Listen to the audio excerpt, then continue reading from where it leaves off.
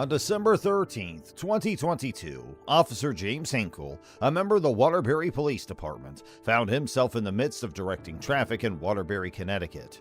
This was in response to a mechanical failure that had occurred at an intersection, rendering the traffic lights non-functional. The sequence of events that ensued was recorded by the dashboard camera installed in Officer Hinkle's police cruiser.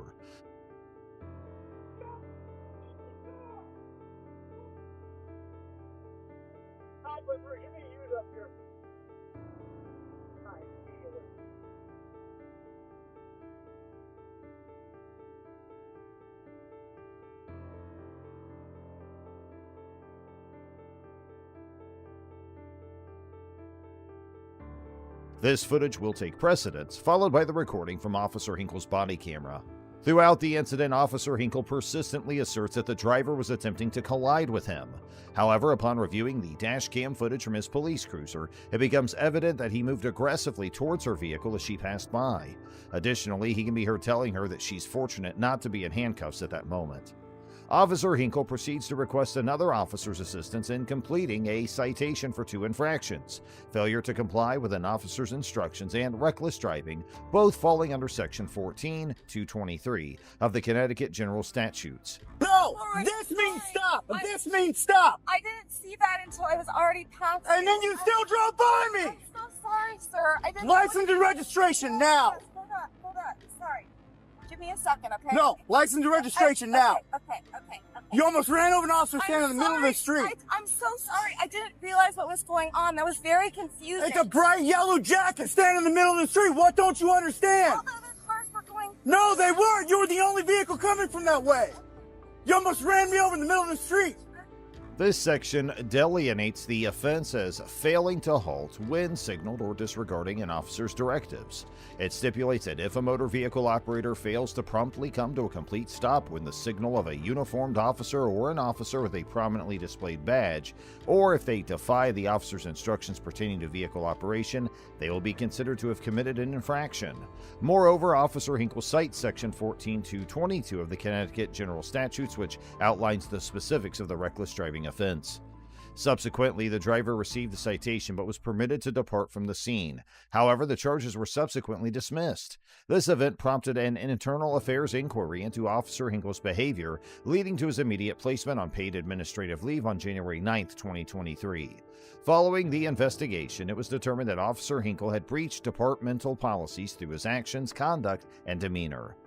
Do a pickup. What is such an important factor that me standing in the middle of the street, Sir, stopping you, and you try to run me over? Sir, I swear. And then you looked at me, you waved at me, and then you kept going anyway. I swear I was not trying to run you over. I thought you were.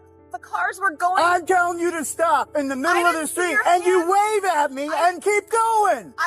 I saw your hand before, and it was too late to stop. No, it wasn't. You were doing 10 miles an hour, and you still drove by me. I'm sorry. You didn't even attempt to stop your car. Sir. You're lucky you're not in handcuffs right this second. I'm very sorry, sir. I really. Explain to my kids why they don't have a dad a week before Christmas, because you're trying to run somebody over. Consequently, on January 9, 2023, Officer Hinkle's employment with the Waterbury Police Department was terminated. Before Christmas. Sir, when I see a flashing yellow light. It's not flashing, it's red and blue. That's a cop car standing in the middle of the street flashing lights. No, it's not an accident. You're just being irresponsible.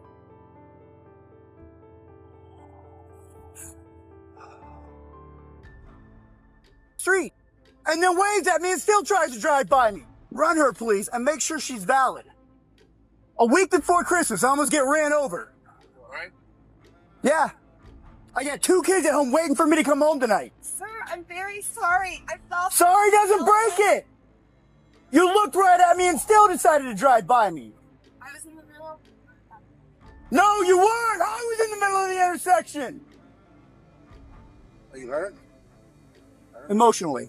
Chief Fernando Spagnolo, in an official statement regarding the termination, emphasized that Officer Hinkle's conduct during the encounter with a member of the community was unacceptable. Here comes our next investigation. June 11, 2018 saw Deputy Duriel Aiken from the Pasco County Sheriff's Office detaining Dr. Catherine Coker on suspicion of running a stop sign close to her residence in Wesley Chapel, Florida. It's worth noting that Dr. Coker managed to reach her home before Deputy Aiken could initiate a traffic stop. Upon reaching her home, Deputy Aiken parked his cruiser on the street and proceeded to approach Dr. Coker after she had parked her vehicle in her driveway and stepped out.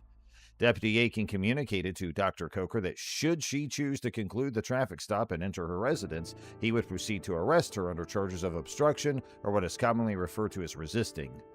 I don't need a video. I saw you do it. No, you need a video. No, I don't. I saw you do it. We'll be going to court because you did not see me do it. Okay, you say so. Okay, I do say so. You guys have been targeting me and targeting me and targeting me because all the neighbors complain, and I'm not doing anything. I don't know, whatever. Write me a ticket for my insurance. I don't know. Can you log into it? Or no? I don't know. I don't know how. I have no idea how to do it. So it's AAA? Yep. Okay. Oh, just do me a favor. Just hang tight till I'm done, okay? Yep. Looking for harassment. She was hauling. This action is in accordance with Section 843.02 of the Florida statutes, which states, "Whoever shall resist, obstruct, or oppose any officer in the legitimate execution of a lawful duty without resorting to or causing physical harm to the officer's person shall be charged with a misdemeanor." Dwayne Eddie Coker, Dr. Coker's husband, and a detention deputy with the Hillsborough County Sheriff's Office during that period, inquires Deputy Aiken about the situation. Deputy Aiken proceeded to brief him on the matter, explaining that he witnessed Dr. Coker disregarding a stop sign. This observation is consistent with the provisions outlined in Section 316.123 of the Florida statutes. Okay. Hello, sir. How's it going? Not bad, yourself? Good, good. I'm Eddie Coker. Deputy Aiken, how you doing? Hey, man. Yeah, I work for HCSO. Okay. So I'm trying to... What happened? She ran the stop sign. Constantly call on me. I did not run the stop sign. Do you have something showing her running the stop sign, or...? I saw it. You saw it? I saw it. He didn't see it. In this scenario, Deputy Aiken's testimony would likely hold legal weight and could potentially be enough to establish that Dr. Coker indeed ran the stop sign. However, it's important to acknowledge that a court might also consider the possibility that Dr. Coker's account is accurate and could find her version of events more credible than Deputy Aiken's. No. Relax. No. It's harassment. Well, as you can see, that's probable cause to do the stop. Absolutely. If she wants to take it to court, I she agree. can take it to court. That's up to her. Is there any way you can give me a one-time professional courtesy if I show you my ID? I have to. We've been getting complaints in Seven Oaks in general because of that. We're enforcing everything. Okay. Well, I'll be sure to let my agency know that if we stop one of you guys... Alternatively, a court might determine that there exists a reasonable doubt regarding whether Dr. Coker actually ran the stop sign, especially if other testimonies or evidence presented during the court proceedings cast doubt on the incident. Ultimately, the court's decision would hinge on a careful examination of all available evidence and testimonies. Mr. Coker subtly implies that he holds the position of a deputy within the Hillsborough County Sheriff's Office, even though he is in fact a detention center deputy without law enforcement jurisdiction. He further communicates to Deputy Aiken that if he persists in issuing a ticket to Dr. Coker, he'll take the initiative to direct his department to issue tickets to Pasco County officers whenever an opportunity arises. This stands as an alternative to offering these officers a customary professional courtesy. Deputy Aiken unquestionably held the belief that Mr. Coker was a deputy sheriff rather than a detention deputy. Mr. Coker took no action to rectify Deputy Aiken's perception and certainly presented himself in a manner that strongly implied a greater level of legal authority than his official certification as a correctional officer actually granted him. After Deputy Aiken issued the citations to Dr. Coker, Mr. Coker once again requested a professional courtesy from Deputy Aiken. During their exchange, Dr. Coker left the scene and headed inside her home while using a racial slur directed at Deputy Aiken. Deputy Aiken reiterated his stance in defense of issuing the citations. He then shared contact information for his supervisor with Mr. Coker before departing the scene without any further incidents. Following this, Mr. Coker promptly contacted a supervisor to express his grievances regarding the encounter with Deputy Aiken. In this conversation, he explicitly referred to himself as a cop. Eventually, Dr. Coker successfully contested the charges, leading to her acquittal for the offense of running the stop sign. The other citations were also dismissed. However, due to Mr. Coker's behavior during this incident and subsequent internal affairs investigation, he faced administrative charges, including misdirected action in an official investigation, misuse of communications facilities, improper use of an official position, and conduct unbecoming a member of the sheriff's office. As a consequence of these actions, on January 30th, 2020, the Florida Criminal Justice Standards and Training Commission, responsible for certifying law enforcement and correctional officers within the state, made the decision to revoke Mr. Coker's correctional officer certification due to the misuse of public position. And now let's move on to another investigation. On February 4th, 2020, Officer Kevin Munger, employed with the Jacksonville Sheriff's Office, was on duty as an off-duty security guard at a Publix grocery store located in Jacksonville, Florida.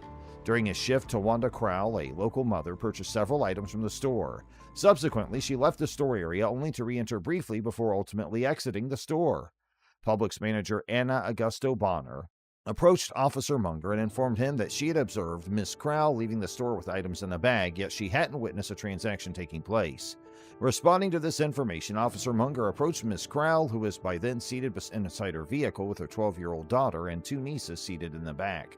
What it's You gonna come ain't seen to. me sell nothing. Then show me your receipt. I will not. If you took it without paying for it, I don't all they, steal. then I all they don't want, steal. Then all I they do want, not all they steal. want to do is I don't not have you steal. here. I don't steal. Okay, then show me your receipt. I won't do that. Why? I won't do that because, Do you realize you can go to jail for that? I realize if I stole it, but I don't steal. You're not cooperating. I'm not cooperating because you ain't got no probable cause because they said something. Go watch the camera first. Ma'am. I walk back in there with you and go watch the camera. No, I'm upset because I see this every day. I don't have access to the camera. Officer Munger proceeded to request that Ms. Crowell provide him with her identification and the receipt for a Publix purchase. Despite his repeated requests, Ms. Crowell declined to comply with his demands. In response, Officer Munger informed her that she would be taken into custody. Officer Munger's decision to arrest Ms. Crowell was likely founded on probable cause, given the information provided by Ms. Augusto Bonner's accusation. Moreover, there is a strong likelihood that a court would recognize Officer Munger's actions as having reasonable suspicion to detain and request identification from Ms. Crowell. However, it's crucial to highlight that Ms. Crowell would not be under a legal obligation to present a receipt or any form of identification. This is a key consideration in the scenario, emphasizing an individual's rights within such circumstances. No, everybody ain't. Well, most of them are. They is. We can profile anybody. I see y'all up here every day bothering people. I don't bother because they say anybody. that. Whoever. Can you just show all me the your officers- receipt? No, I'm not gonna do that because that makes absolutely no sense at all. I'm not gonna. Can do I that. see your receipt? If they sent you out here, that means they saw me steal. They didn't see you go through a Okay, register then, so and pay. why not do that? Protocol is Step out of the car. to go look on the camera. Step out of the car. Step out of the car I'm and not come with me. stepping out no car. Then you're gonna go to jail. Officer Munger resorted to deploying his taser against Ms. Crowell, causing her to fall to the ground and subsequently restrained her with handcuffs.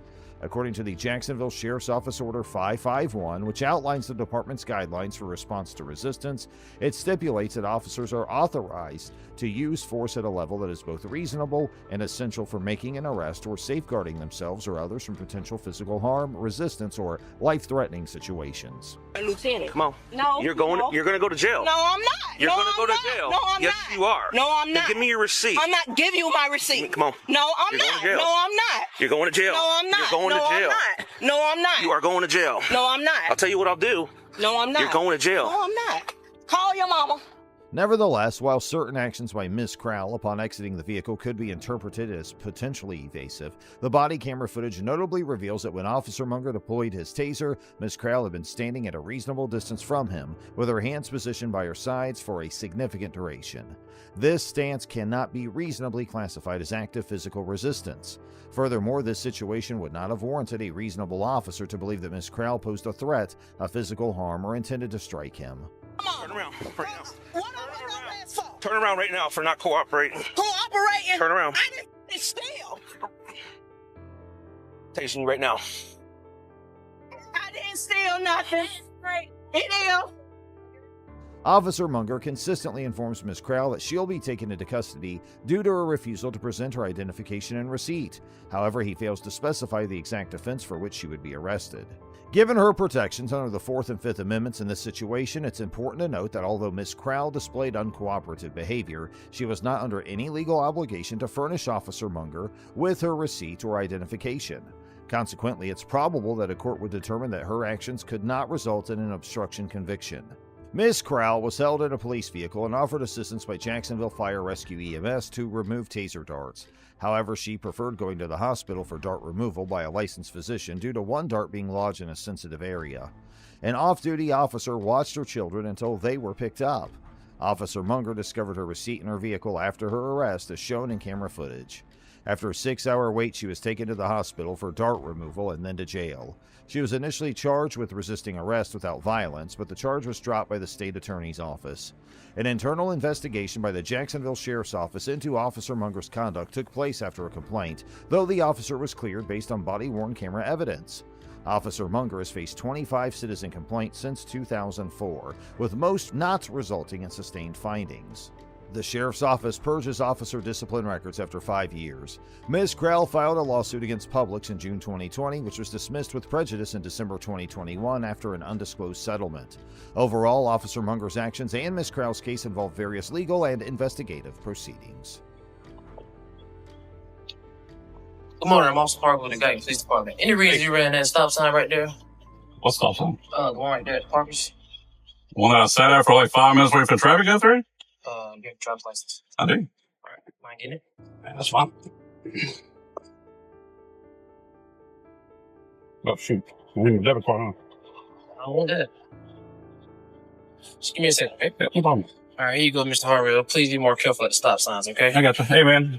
You know I got a dash cam, right? That's fine. Okay. It's a stop sign right there. And if you have a dash cam, I'll show you running the stop sign. So. Okay. Okay. Have a good day. You too. In this incident, a driver named Andy Harville is pulled over by a police officer named Marcus Parker. The officer falsely accuses Harville of not fully stopping at a stop sign. Harville informs the officer that the entire incident is being recorded on his dash cam. Despite being informed about the recording, the officer continues to make false accusations and insists that Harville did not come to a complete stop. However, the dash cam footage later proves the officer wrong. It clearly shows that Harville did stop for about a minute at the stop sign and was driving safely. It is revealed that Officer Marcus Parker has a history of misconduct. He had previously been put on administrative leave from a different police department for driving under the influence. He had driven home in his patrol car after consuming multiple drinks at a local restaurant while off duty.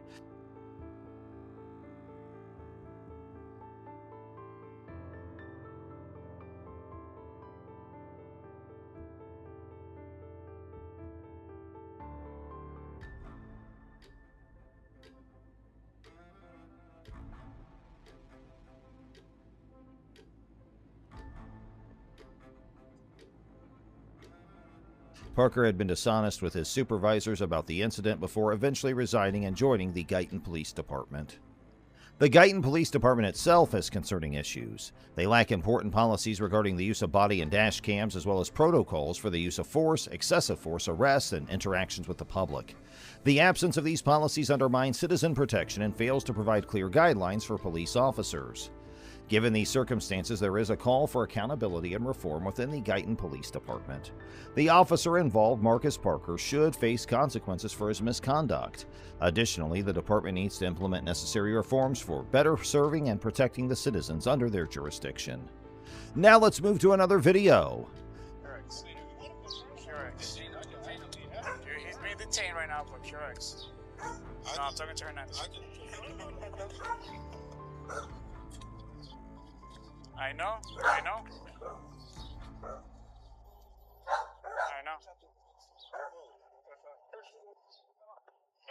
Checking for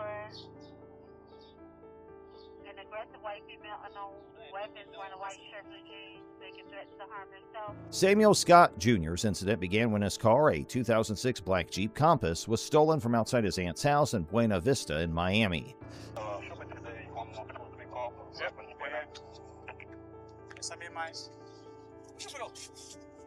¿Pero qué? ¿Tú eres un sargento? Ok, yo tengo a mi sargento. All right? Okay? After the theft, Scott immediately called the Miami Police Department to report the incident and seek assistance in recovering a stolen vehicle. However, instead of receiving help, Scott found himself wrongfully detained and arrested by the same officers he had called. Despite being a victim of a crime, the police officers believe Scott was the perpetrator based on a description that matched his appearance. Scott, who is a black man, was wearing a dark-colored shirt over a white undershirt at the time. In a body camera footage obtained by the media, Scott can be seen telling the officers that the description of the person who took off in his car was similar to his own, but he insisted that they had the wrong person. I went over there to see the kids and everything. My kids are, where are your kids? I was with them. Where are they? Over there, what's the name? They were at my cousin's house. So, When? huh? When? What? I've been over there since what? I want to say it's 5:30, 6 o'clock. I actually walked back over here.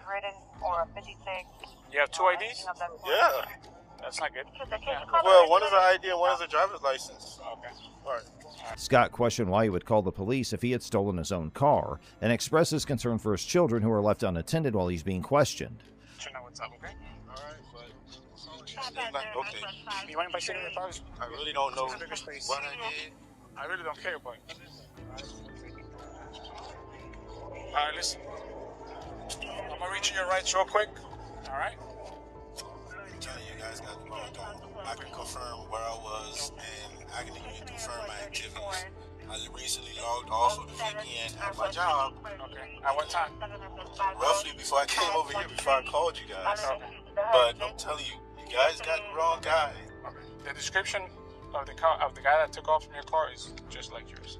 The officers proceeded to charge Scott with several offenses, including leaving the scene of an accident, false reporting of a crime, failure to carry a concealed weapon license, and possession of marijuana. However, these charges were later dropped by the Miami-Dade State Attorney's Office in November 2021, indicating that there was insufficient evidence to pursue the case against Scott. To the time, I really just jumped out of the car to go see. That's it. If you want, like I said, we can go. Like, I had my kids and stuff like that, dropped them off, came over to say hi. And I don't know what happened. I mean, like I said, I know the people that stay across there, over here, all over the place. I don't know what happened. My car somebody jumped in, drove off. And I'm sorry, but I'm telling you, I didn't do it. I mean, literally, I mean, why would I call the police?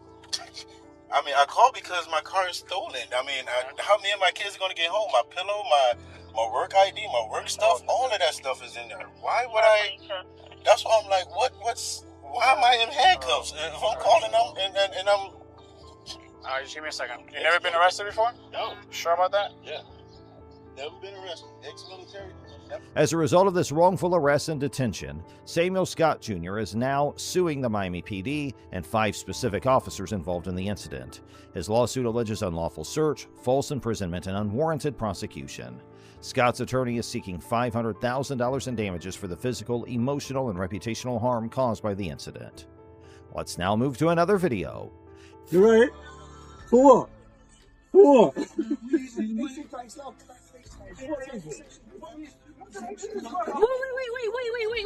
didn't do anything! That's why you touched me, my son! He's in it! Calm down, we're gonna look after your son! I don't want you to look after him! My son is in the car! No! That wasn't me! No one's gonna be hurt, just get out the car! In this incident, the London Metropolitan Police pulled over 2 world-class athletes, and they have been accused of racial profiling. One of the athletes is Bianca Williams, a member of Great Britain's sprint team. According to Williams, the police officers approached their car aggressively and seemed ready to break the car window within seconds of their encounter. Ricardo dos Santos, who is Williams' partner and a record holder in the 400-meter event, denies the allegations of cannabis possession made by the police. He expresses feeling hurt and fearful as a result of the incident. Guardate con la pistola che le punto. Sì, basta che non la buttati qua, non ci voglio Lo sto puntando, lo so che sei, lì che sei. Fatti papà, fatti. No, basta che non sparano. È una macchina nuova quella, lì che sei. One other video surfaced showing AC Milan's Tomway Bakayoko being detained and searched by police officers who had firearms drawn. No, le vedo. Le vedo. C'è una visuale precisa proprio.